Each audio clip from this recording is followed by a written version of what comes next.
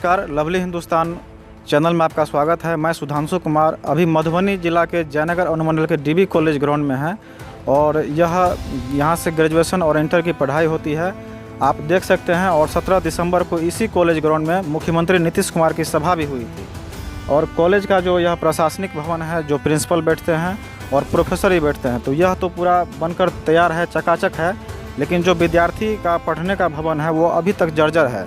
इसको लेकर के जो यहाँ के स्थानीय विधायक हैं, जो राजनगर से विधायक हैं और मंत्री हैं रामप्रीत पासवान जी, उन्होंने भी सीएम के सामने यह मुद्दा उठाया था कि दूर दराज के विद्यार्थी यहाँ पढ़ने आते हैं लेकिन भवन बना हुआ नहीं है, पठन पाठन का कार्य भी सही से नहीं हो पाता है।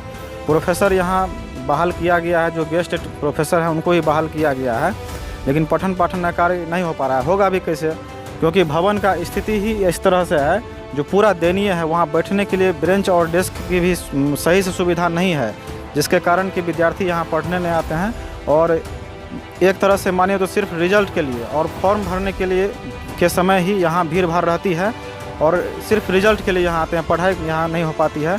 और मुख्यमंत्री नीतीश कुमार के सामने यह मुद्दा रखा गया कि इसमें पठन पाठन का कार्य सही ढंग से हो, ताकि विद्यार्थियों ने बताया भी कि इस मुद्दा को हम शिक्षा मंत्री के सामने रखेंगे और यहाँ से वो चले गए। आइए आपको हम दिखाएंगे जो भवन किस तरह से है और अभी तक जर्जर अवस्था में है। कई साल हो गए लेकिन भवन का स्थिति जस का तस बना हुआ है। आइए आपको हम दिखाते हैं जो डीबी कॉलेज का यह छात्रावास है और इसका स्थिति आप देख सकते हैं, पूरा तरह से जर्जर है। यहाँ करीब कुछ साल पहले यहाँ विद्यार्थी रहते थे, लेकिन अभी यहाँ कोई नहीं रह पा रहे हैं।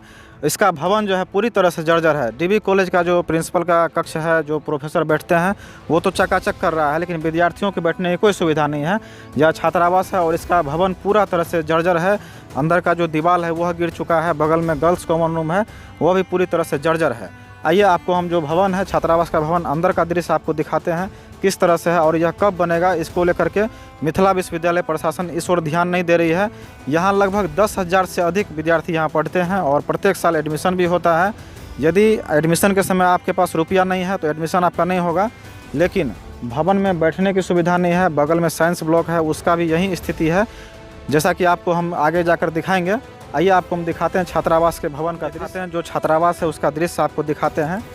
कई साल यहाँ हजारों विद्यार्थी यहाँ पढ़ने आते हैं, लेकिन पढ़ाई के नाम पर सिर्फ खेला यहाँ होता है, सिर्फ डिग्री यहाँ दिया जाता है और डिग्री के लिए ही यहाँ एडमिशन होता है। जो आसपास सुदूर क्षेत्र से बहुत सारे स्टूडेंट हैं, 3 विधानसभा क्षेत्र बगल में है, वहाँ के स्टूडेंट आते हैं।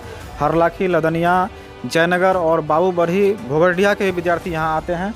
आपको हम दिखाते हैं, भवन देख सकते हैं। जो यह छत है और भी रूम है जिसका छत पूरा गिर चुका है, आपको दिखाएंगे। छत का जो प्लास्टर है वो झड़ चुका है।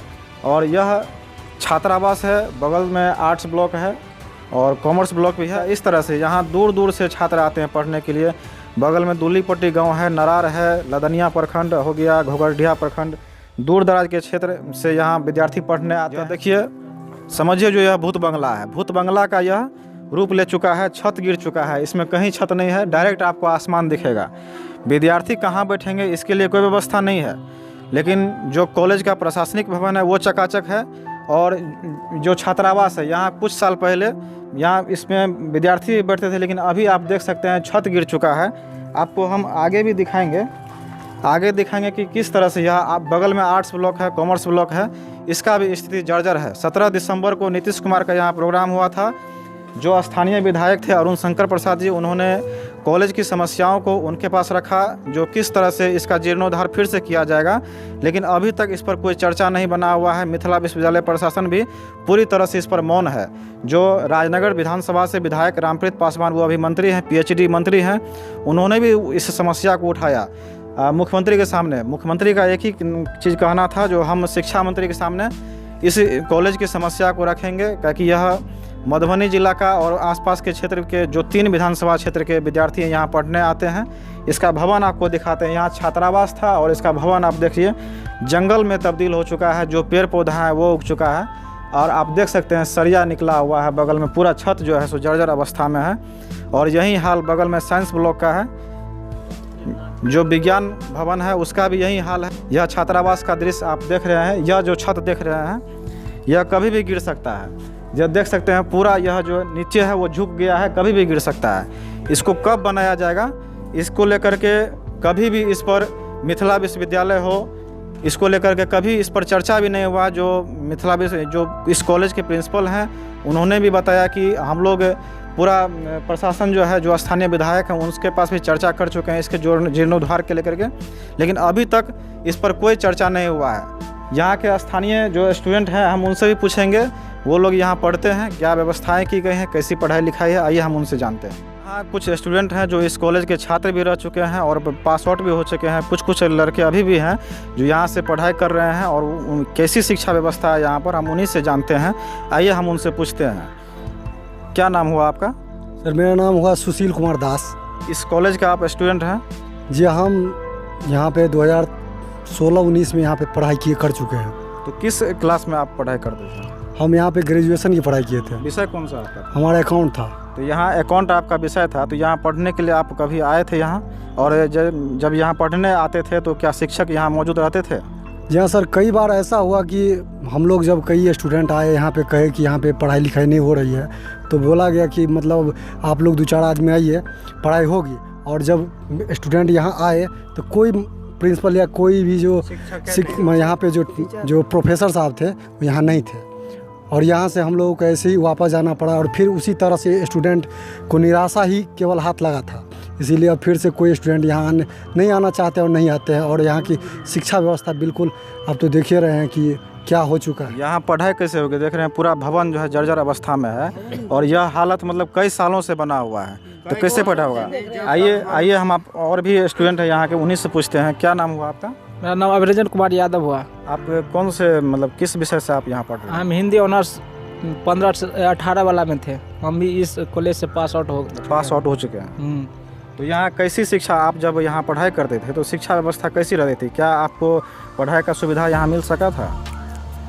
उतना तो नहीं मिल सका था, तब पर भी नहीं, ऐसा व्यवस्था नहीं था। सबसे पहले बात यहाँ यानी कि यहाँ मतलब डिग्री के लिए स्टूडेंट आते हैं और पढ़ाई की व्यवस्था लचर है, यही ना? आपका क्या नाम है? मेरा नाम धर्मेंद्र सहनी है। कौन से मतलब यहाँ किस क्लास में आप यहाँ पढ़ते हैं? मैं भी ग्रेजुएशन किया हूँ यहाँ से। यहाँ पास आउट हो चुके हैं? 2015 में हुआ हूँ। तो आप जब यहाँ 2015 में 2015 में आप पास आउट किए हैं, जब यहाँ किस विषय से किए हैं? मैं हिस्ट्री ऑनर्स से किया। तो उस समय हिस्ट्री ऑनर्स के यहाँ प्रोफेसर रहते थे? तो यहाँ पे कुछ भी नहीं रहता था। जैसे टीचर लोग आते थे तो आया, मतलब अपना जो होता है ना कि चाय पान खा लिए, टाइम पास किए, और शिक्षा पर कोई ध्यान नहीं है स्टूडेंट सब पे। सिर्फ एग्ज़ाम करवाते हैं यहाँ का प्रोफेसर या प्रिंसिपल, और बाकी कुछ नहीं करवाते हैं। ठीक है। और आ गया, जब से हम इस कुआर का निवासी हैं, जब से हम देख रहे हैं तो इस कॉलेज का कोई विकास ही नहीं है। तो इस विकास के बारे में हम ये कहना चाहते हैं कि जो नीतीश कुमार भी आए थे तो उसी बात को चर्चा किया था, लेकिन अभी तक कोई कार्रवाई नहीं हुआ है। तो क्या मतलब बोल रहे हैं कि हम जाके बोलेंगे शिक्षा मंत्री को, जाकर बोलिए देंगे, नीतीश कुमार बोल रहा था, लेकिन अभी तक बोला है कि नहीं बोला है हमको पता नहीं। तो यहाँ के स्टूडेंट हैं, इस कॉलेज के छात्र हैं, ये लोग छात्र हैं इस कॉलेज के, इनका यही कहना है हम लोग पास आउट हो चुके हैं 2015 में, कोई 18 में, कोई अभी भी पढ़ रहे हैं, लेकिन शिक्षा व्यवस्था पूरी तरह से लचर है। और जो उस समय प्रोफेसर थे उनकी भी सुविधा नहीं थी, अभी प्रोफेसर हैं तो बैठने की सुविधा नहीं है। और सबसे पहले जो भवन नहीं है तो कहाँ से पढ़ाई? क्या नाम हुआ आपका? मेरा नाम रमन कुमार हुआ। क्या बोलना चाहते हैं? हम ये बोलना चाहते हैं कि सबसे पहले पढ़ाई के लिए जो मेन जो प्राइमरी चीज़ की जो ज़रूरत पड़ती है वो है भवन और जो प्रोफेसर हैं वो सब, और वही 2 चीज़ जो है उसी की रिक्वायरमेंट की मतलब है ही नहीं, उसकी व्यवस्था ही नहीं है ऐसा लग रहा है। कुछ प्रोफेसर हैं जो मतलब गिने चुने थे प्रोफेसर, उसका भी तबादला हो गया, जो मतलब कुछ आर के कॉलेज में है, कुछ सीएम साइंस में है, कुछ कहीं गए हुए हैं। और यहाँ का जो जहाँ पे कभी हब रहा करता था पूरा प्रोफेसर का, पूरी टीम रहा करती थी, वो अब उसमें से है ही नहीं कोई।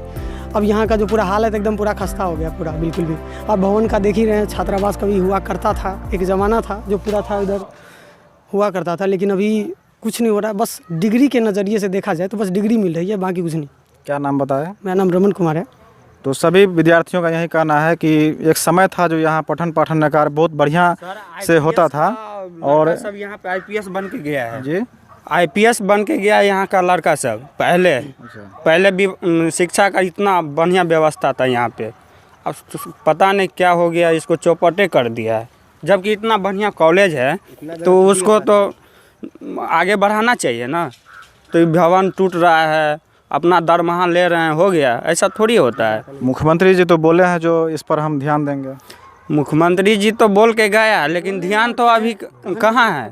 ध्यान दिया रहता तो इसमें काम तो हाथ लग गया रहता ना। इस बगल में देखिए हॉस्टल था स्टूडेंट्स सबके रहने के लिए, वो हॉस्टल को भी गैप कर दिया।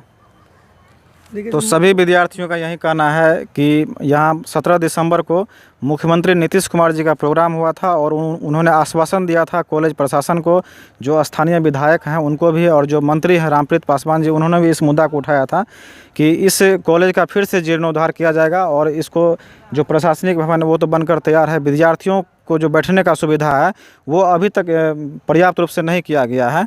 तो कॉलेज की यह दुर्दशा है अभी तक है और प्रत्येक साल यहाँ से हज़ारों स्टूडेंट पास करते हैं। मिथिला विश्वविद्यालय, ललित नारायण मिथिला विश्वविद्यालय के अंतर्गत यह कॉलेज आती है और कब इसका जीर्णोद्धार होगा यह देखना है। दिलचस्प बात है, जो हज़ारों स्टूडेंट यहाँ पढ़ते हैं और पास आउट भी होते हैं। डिग्री मतलब विद्यार्थियों का कहना था यहाँ सिर्फ डिग्री के लिए विद्यार्थी आते हैं और जो पढ़ाई का सुविधा है वो नहीं मिल पाता है। चलिए हम बात करते हैं डीवी कॉलेज जयनगर के जो छात्र अध्यक्ष हैं ऋषि कुमार जी, उनसे बात करते हैं। ये जो सारा खंडर पड़ा हुआ है, खंडर है आपका, साइंस ब्लॉक है, आर्ट्स ब्लॉक है, ये सारे खंडर पड़े हुए हैं, इनके बारे में क्या कहना चाहते हैं आप? जी नमस्कार आप सभी का। आपको बहुत बहुत धन्यवाद जो आप हमारे महाविद्यालय में आए और हम लोग की इस कुरीति को, इसको व्यवस्था को और इस खंडर को पूरे देश, पूरी दुनिया, पूरे बिहार को दिखाने की काम करें। उसके लिए बहुत बहुत धन्यवाद, दिल से आभार आप लोगों का। देखिए दरअसल बात यह है कि हम लोग लगातार इस पर संघर्षरत हैं, चाहे नीतीश कुमार तक की बात हो या फिर प्रधानाचार्य तक की बात हो या विश्वविद्यालय तक की बात हो। हम लोग सदैव तत्पर रहते हैं जो कैसे भी करके हम लोग का जो ये खंडल भवन है, ये जो हम लोग का फ्यूचर ब्राइट बनाने का जगह है, इसको सुधार किया जाए। और कई बार हम लोग मांग पत्र देते हैं। 1990 तक ये महाविद्यालय बहुत अच्छे से चलता था और इस महाविद्यालय का स्थापना 1960 ईस्वी में हुआ है। 1960 से लेकर के 1990 तक ये महाविद्यालय दनादन चलती थी। उसके बाद जब से बिहार सरकार में मगधिया सत्ता आई है, इस महाविद्यालय और इस क्षेत्र के प्रति दोहरा नीति करती है, अपना एक अनदेखा सा नेत्र दिखाती है और इस महाविद्यालय को अनदेखा कर दिया गया। इस कारण से हम लोगों का जो महाविद्यालय है एक खंडहर में तब्दील हो गया है और हम लोग चाहेंगे आपके चैनल के माध्यम से उस मगधिया सत्ता के कान तक ये आवाज़ जाए और हम लोग के महाविद्यालय का जो खंडहर है, जो कुरीति है, जो अव्यवस्था है, वो व्यवस्था को ठीक किया जाए। 17 दिसंबर को नीतीश कुमार जी आए हुए थे जयनगर में कमला बराज का शिलान्यास करने के लिए।